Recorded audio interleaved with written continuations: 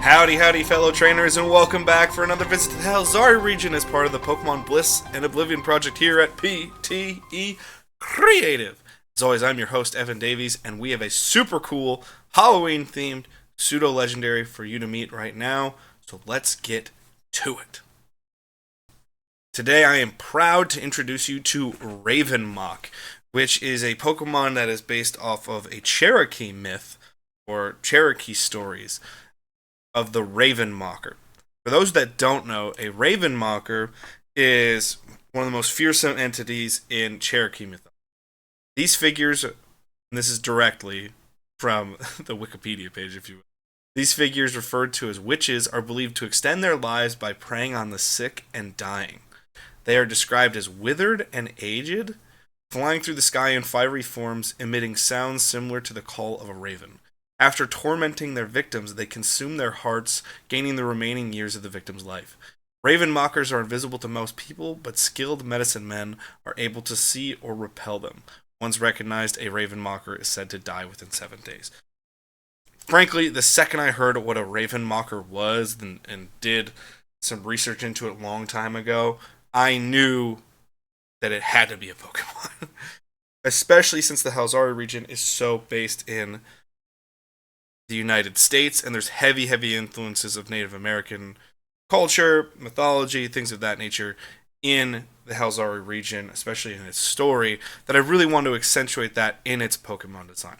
Hence the reason the typing is Ghost and Poison. It's this very fearsome creature that steals life away from it. When I see that, I think of, in a Pokemon sense, I see a Poison-type Pokemon taking the life force away, draining it as we go forward.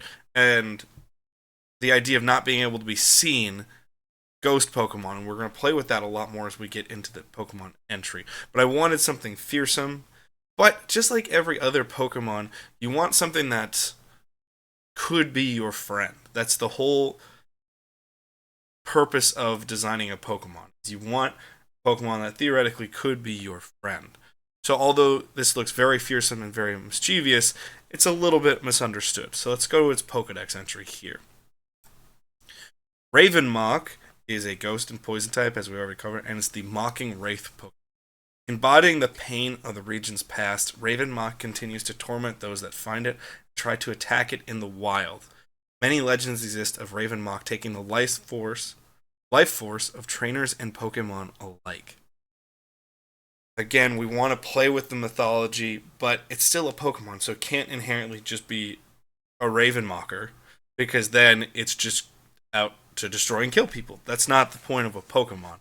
The point of a Pokemon is it's a creature out in the wild that could be on someone's team eventually. But A, it's incredibly hard to find a Ravenmocker, or a Ravenmocker, I should say.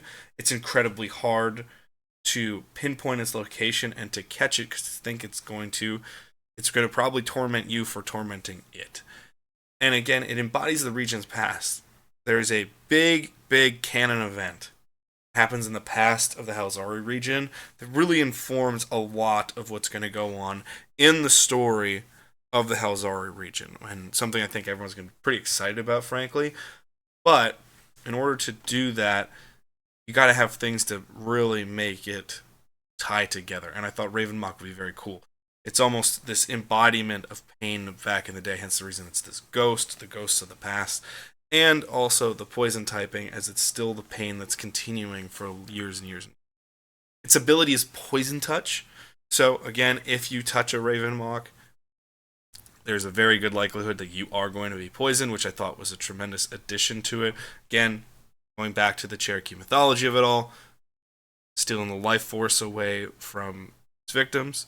Its height is 5'6" with the top feathers, so the top feathered look, I should say.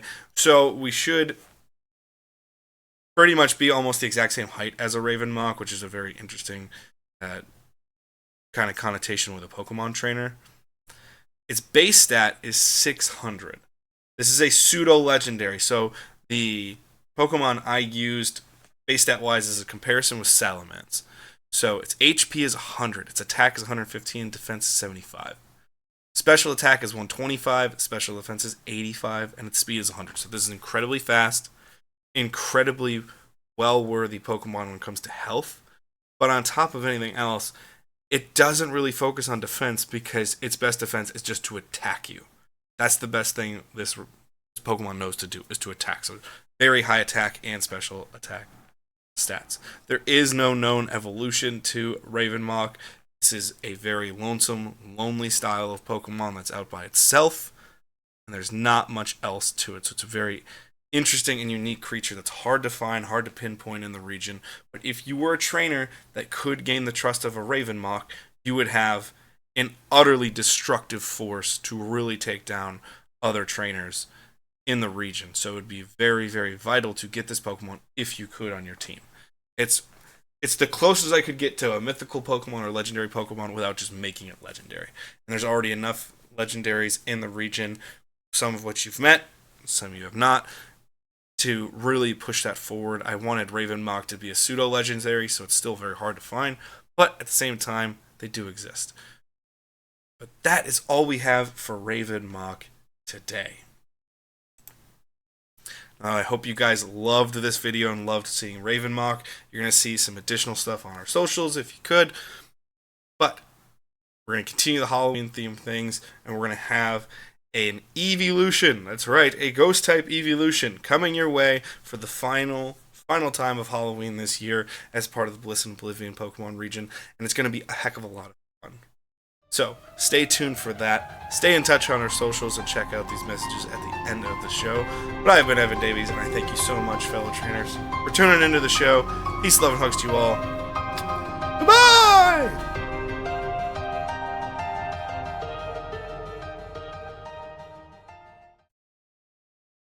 I hear you guys are really liking PT Creative's content. And you know what? You should, because it's pretty rad. You may even want to support the channel even more. Well, there's a way you can do it and reward yourself. And that's by going to our Etsy shop.